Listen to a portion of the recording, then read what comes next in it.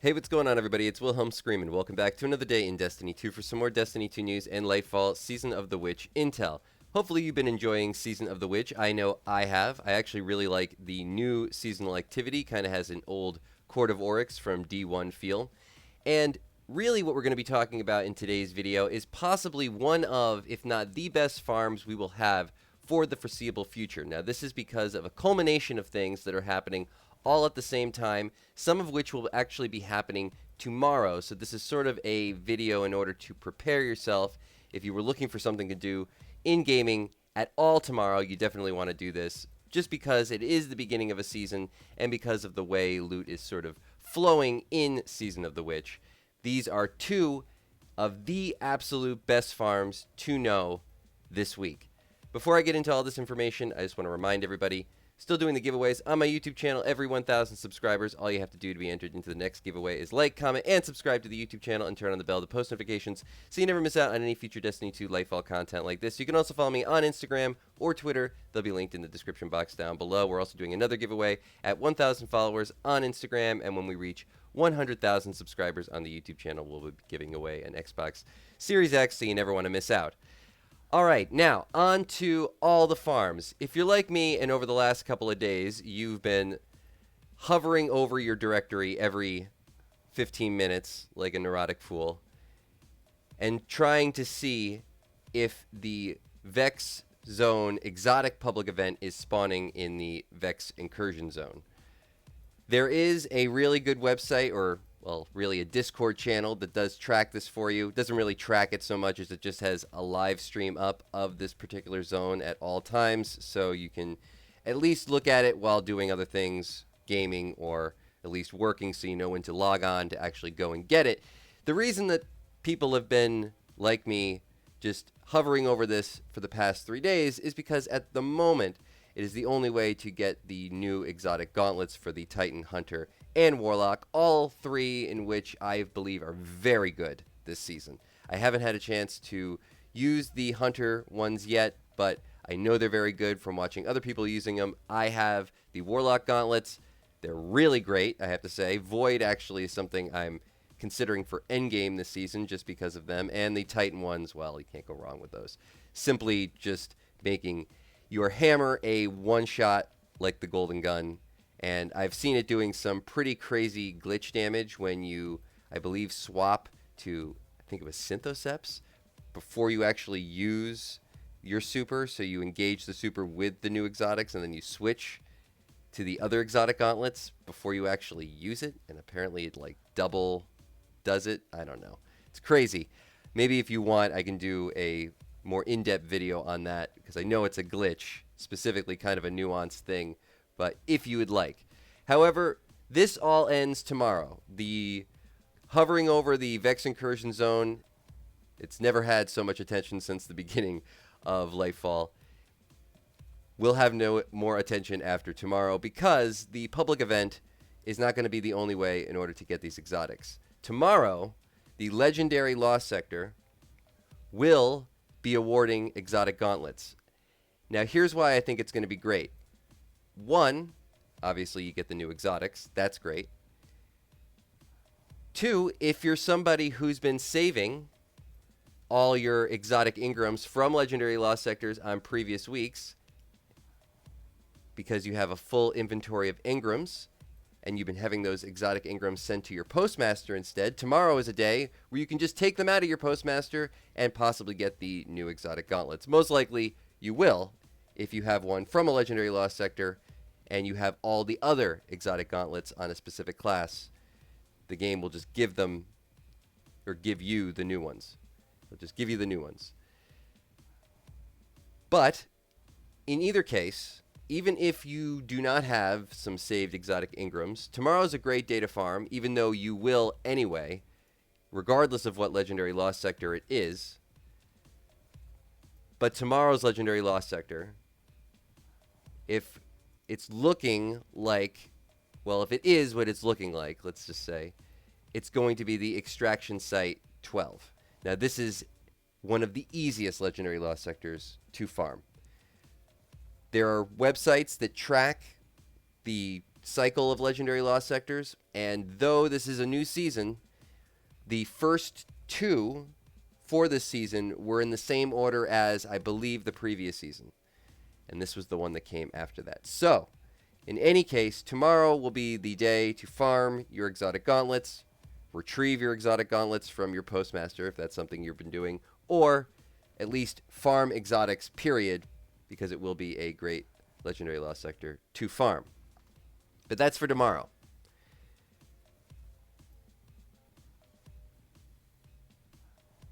One other thing that I wanted to cover just briefly before we get into the other amazing farm, which is only available really at this level for this week, is over here at Banshee 44. You might want to consider picking up this retrofit escapade. Now, this isn't the best roll on it, but it is a very good roll on it. I would say maybe an 8 out of a 10. It's a deep sight activation weapon. You will use this weapon a lot. It is always one that I have equipped or at least on my person. And I believe this roll is actually not too much different than the one that I have myself. Let's just take a look. Mine's with Vorpal Weapon, Heating Up, and Ambush. I like Vorpal Weapon. Some people say Vorpal Weapon is overrated. I disagree. But in any case, this one is a very good one. So maybe consider picking it up. There was one also available yesterday that was very similar. So maybe it'll stick around for another day. But normally these will update tomorrow at your daily reset. So most likely it'll leave then. The other thing that you might want to consider picking up is maybe this Harsh Language. And this Stasis Fusion Rifle, also maybe not bad. But all right, that is it for all the small-time things, the daily things. Now on to the big thing. If you're looking to farm out all the seasonal weapons as quickly as possible, you're probably going to be doing the Altar of Summoning. I know I have been loving this activity. It's really a great farm to do. Remember, you can just swap to the armor from the seasonal activity at the end of the actual activity to get the bonuses from it. I talked about that in my last video. But this is even better because you're going to want, of course, offering. You're also going to want Witch's Keys in order to get the opaque cards. Every Witch's Key you have is a guaranteed opaque card, at least the ones that are unlocked. But in any case, that's how you progress this season. That's how you'll get the most loot. So the best thing to do is farm out Witch's Keys. How do you get them? How do you also get offerings while at the same time get other things like, say, raid weapons, red border weapons, things that you might not have, things that are just really good to have anyway, and even if you don't want them, you have a lot of materials. That's where we get into this week's featured raid, everyone's favorite, The Last Wish. Now, one thing I will say, the absolute fastest way to farm out Witch's Keys and thereby opaque cards is to just go and do the final encounter in the Shattered Throne. If you get a checkpoint saved on there, you're just farming it out for the seasonal materials.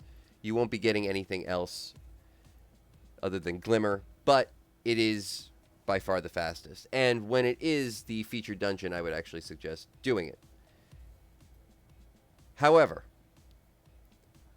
the Last Wish for the Kali encounter is by far the easiest and best farm to be doing in the game right now, because you can actually do this particular farm solo, though I would suggest do it with 3 people if you can. 2 people is also possible. I'll be sharing a couple of methods at the end of this video on how to do that. A little bit of gameplay for you. But in any case, because this is the featured raid, you can farm out the raid weapons over and over on any encounter. Obviously, you won't be getting the 1,000 voices, but everything else is available. The new versions of those weapons. And because of this particular way we're doing damage to the boss, which is sort of a, well, I guess you would call it a glitch or an exploit. sort of a walk around the activity. We're not actually completing the encounter the way it's intended. Thereby, we can just reload up on the checkpoint without having to transfer characters. So as soon as you're done actually defeating the boss, you just reload into the encounter by yourself. This is why you can do this solo over and over and over again. Now, doing this with 3 people, we were able to farm this encounter in under 2 minutes. And guess what? We weren't doing anything really spectacular. There was a little bit of method that you needed to know, certain steps that you needed to take in order to make sure that you were able to trap Kali at a specific location so that the encounter didn't continue. But then overall, just weapons-wise, because of a big shout out to my subscriber Bert actually suggesting this, we were just using malfeasance. And that brings me to the next part of this video, which is how broken malfeasance is. Now, I will actually allow some footage of this gameplay, but while I'm showing that, I'm just going to talk about malfeasance a little bit. Essentially, malfeasance with Lucky Pants gets a buff, and with the new Overload mod on your artifact also equipped, malfeasance also gets another buff, and because of that, you just get a crazy amount of damage. There's reasons why it functions, but you really just need to know those 3 things together are broken. Because of that, 3 characters on malfeasance, all using malfeasance, were able to simply just melt Kali in under 2 minutes. You then just reload into the encounter, farm it over and over again. You're going to be getting the seasonal offerings, you're going to be getting Witch's Keys, you're going to be getting possible red border weapons, raid weapons. At the end of the day, whether or not you turn it into all materials or not, it's still amazing. And like I said, because it's the featured raid, you just get these things over and over again. So why not do it right now while you can? Now, I did want to take a minute to talk about the method of this farm, though there are several ways to do this, and I probably will cover more in a later video if people wish. Because malfeasance is working the way that it is currently, it is simply the easiest way to do it, though maybe not the fastest. But in any way, it will always start off the same. Simply apply tick damage to Kali at the start of the encounter. This is when her shields drop, but before she teleports. So usually we would have one member of our fire team simply start the encounter and then either shoot Kali with a Wither Horde or an Anarchy. This is simply to keep the tick damage on her. That will hold her in place when she spawns on the plate that you designate. You can use any plate, though this is the one that we've used because it actually works well with other methods to this farm. But with malfeasance, it could actually be any plate. Simply keep your teammates radiant, or if they're not on a hunter, simply just make sure that they keep shooting at malfeasance with that mod equipped.